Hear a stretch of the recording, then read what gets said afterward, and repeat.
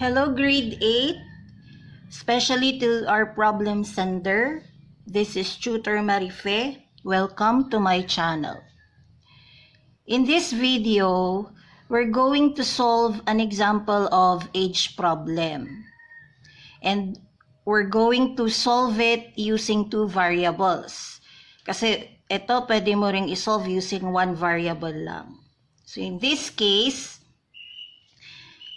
gagamitan natin ng two variables kasi yun yung direction. Apply any of the techniques in solving problems involving systems of linear equations in two variables. Okay, so here's our age problem. 4 years ago, Romeo was 6 times as old as his daughter. 6 years ago, his age was 2 years more than 8 times his daughter's age. How old are they now? Pag nagsasolve ka ng age problem, I suggest gagawa ka ng table para mas organized ang solutions mo at mas madali mong intindihin kung paano ka gagawa ng working equations mo later on, saan ka kukuha ng expressions, kasi ang nagiging dilemma pag ganitong age problem, lalo na kung you deal with past, present, future ages combined together sa iisang problem, nako-confuse ang solver kung aling expression ang kukunin niya to form the working equations. So, makakatulong ang table para mas mapadali yung pag-form ng working equations. Okay? So, let's make a table. Yung first column ng table ay time expressions or the time period.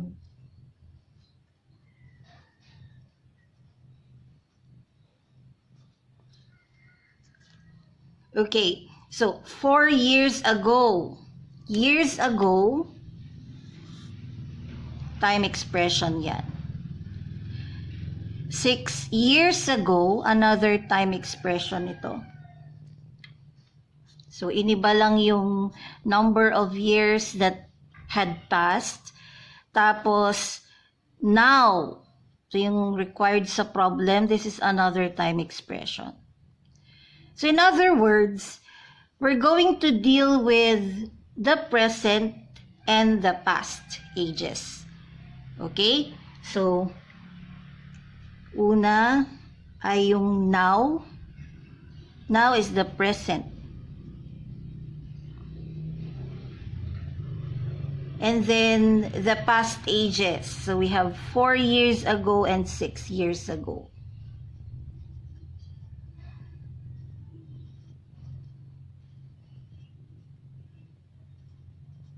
So this is my first column. For my next column, we have the person involved in the problem. So Romeo. And sa next column is the other person involved, Romeo's daughter.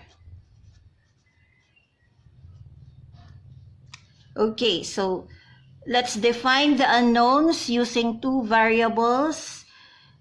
Gamitin na lang natin ang R for Romeo's age, present age, and D for his daughter's age. Okay, so let's represent Romeo's present age as R. 4 years ago, he was 4 years younger. So, ang representation ng age niya 4 years ago is R minus 4. 6 years ago, Romeo was 6 years younger. So, ang representation ng kanyang age 6 years ago is R minus 6. Daughter. We represent daughter's present age as D. So 4 years ago, daughter was 4 years younger. So ang representation ng age niya 4 years ago is D minus 4. 6 years ago, daughter was 6 years younger.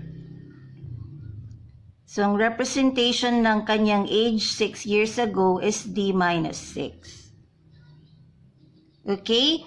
So, remember na ang years ago in language of math is equivalent to your minus sign. That's why when we represent the past ages of Romeo and daughter, there's a minus sa representations. Okay? So, we replaced the years ago with its equivalent symbol in language of math, and that's minus. Okay. For our last column, we have the equation. So, magfo-form na tayo ng ating working equations. Since we have two variables, we need to form two equations to be able to solve for the variables. Remember that when you're solving any word problem, the number of your equations must be the same as the number of your variables or your unknowns. Otherwise, you won't be able to solve for the unknowns if your number of equations is less than your number of unknowns. Okay, so we need to form two equations for this problem. Okay, first sentence of the problem. 4 years ago, Romeo was 6 times as old as his daughter. So, papasok dito ang concept na translating sentence, verbal sentence into equation. Okay. So, 4 years ago. Tignan nyo itong row na ito. It's 4 years ago. So, dito ka kukuha ng expressions informing the equation, which is the translation of the first sentence. 4 years ago, Romeo, so R minus 4, was 6 times as old as his daughter. His daughter was D minus 4 years ago. Yan. This is the translation of the first sentence. Romeo was 6 times as old as his daughter. In language of math, was is equivalent to equal sign. Obviously, times is equivalent to multiplication. Okay? So, we now have our first equation. We still need one more equation. Here's the second statement. 6 years ago, his age, so this is Romeo, was 2 years more than 8 times his daughter's age. So, observe that your time expression in the second sentence is 6 years ago. Check this row, 6 years ago. So, ito ang mga gagamitin mong expressions to form our second equation. Okay. Romeo, R minus 6, was equals ulit 2 years more than 8 times his daughter's age. 8 times his daughter's age 6 years ago was D minus 6. 6 years ago, Romeo was 2 more than 8 times his daughter's age. Okay? So, more than in language of math is equivalent to plus. Nagamit ulit yung times for multiplication. Okay? So, question, Tutor Marife, what if ang naisulat ko po ay 2 plus 8 times the quantity D minus 6? Is this correct? Yes. By commutative property of addition,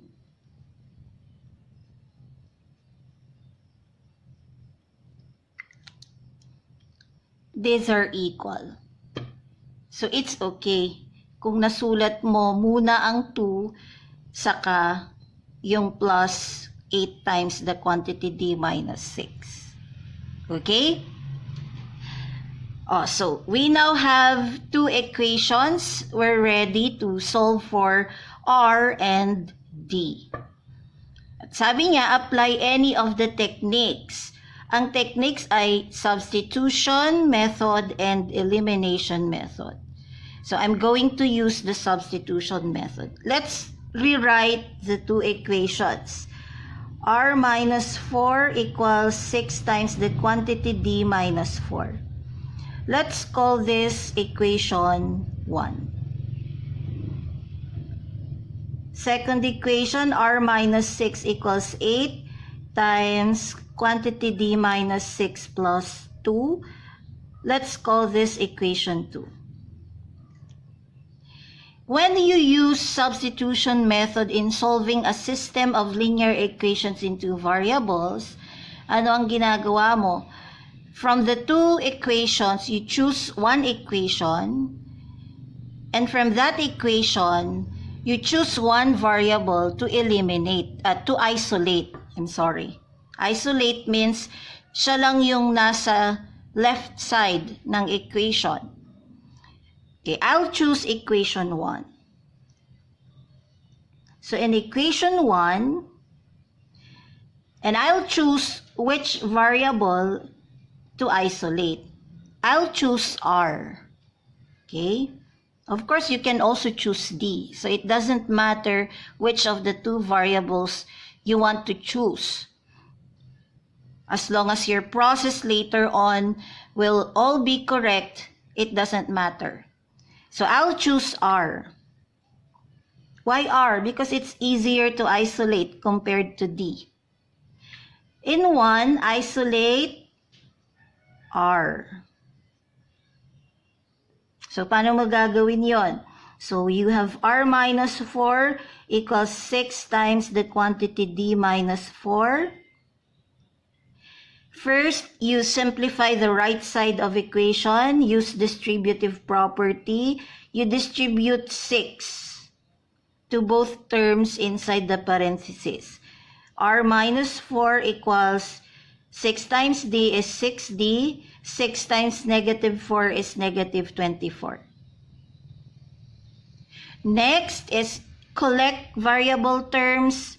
No pala, kasi I'm isolating the R. You don't need the constant negative 4 on the left. So, you have to transpose it to the right. Pag ginawa mo yon, na-isolate mo na yung R. R equals 6D minus 24. If you transpose negative 4 to the right, it becomes positive 4. So R equals, combine like terms, negative 24 plus 4, negative 20. So 6D minus 20. Yan. Isolated na ang R. And R is equivalent to the expression 6D minus 20. So since this is derived from the first equation, I'll call this 1 prime. Yan. Next is, I will substitute 1 prime into the remaining equation. It's equation 2. Substitute 1 prime into equation 2. So I will replace the r in equation 2 with 6d minus 20 because r is equal to 6d minus 20. Galing yan sa equation 1. Okay, so let's copy equation 2 muna. R minus 6 equals 8 times the quantity d minus 6 plus 2. Replace r. So magiging 6d minus 20 minus 6 equals 8 times quantity d minus 6 plus 2. What's next? Use distributive to eliminate parentheses on the right. And on the left, you combine like terms, negative 20 and negative 6. So 6d, negative 20 minus 6 is negative 26. Equals, you distribute 8. 8 times this, 8d, 8 times negative 6, negative 48, plus 2. On the right, you combine like terms. Negative 48 plus 2 is negative 46. Okay, so we now have a linear equation in one variable, and it's variable d. So d is solvable. We only have to collect the variable terms involving d on the left, collect constant terms on the right. So you transpose 8d to the left, transpose negative 26 to the right. 6d, 8d becomes negative 8d on the left. Negative 26 becomes positive 26 on the right. Then simplify both sides, combine like terms. 6d minus 8d, negative 2d. Negative 46 plus 26, negative 20. Divide both sides by negative 2. So negative 2d divided by negative 2 equals negative 20 divided by negative 2. D equals 10. What is D? We define D as daughter's present age. D for daughter. Okay? So let's solve the remaining unknown. You substitute D equals 10 into, you choose equation 1 prime na kasi naka-isolate na yung R. Other options, you can substitute D equals 10 into equation 1 or equation 2. It doesn't matter. You will get the same answer for R. So kahit alin dyan. So it's easier to solve for R if you choose 1 prime kasi naka-isolate na yung R dito. So R equals 6, you plug in 10 minus 20, then solve for R. 6 times 10 is 60 minus 20, R equals 40. And what is R? R is the representation of Romeo's present age. Okay, so let's summarize our values. You have Romeo, his daughter. Now or at present, Romeo is 40 years old and his daughter is 10 years old. 4 years ago, Romeo was 40 minus 4 is 36. His daughter was 10 minus 4 is 6. 6 years ago, Romeo was 40 minus 6 is 34.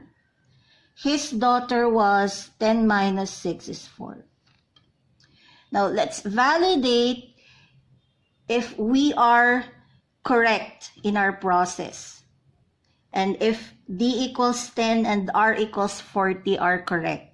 So, let's use this final table as our validation. From the first sentence, 4 years ago,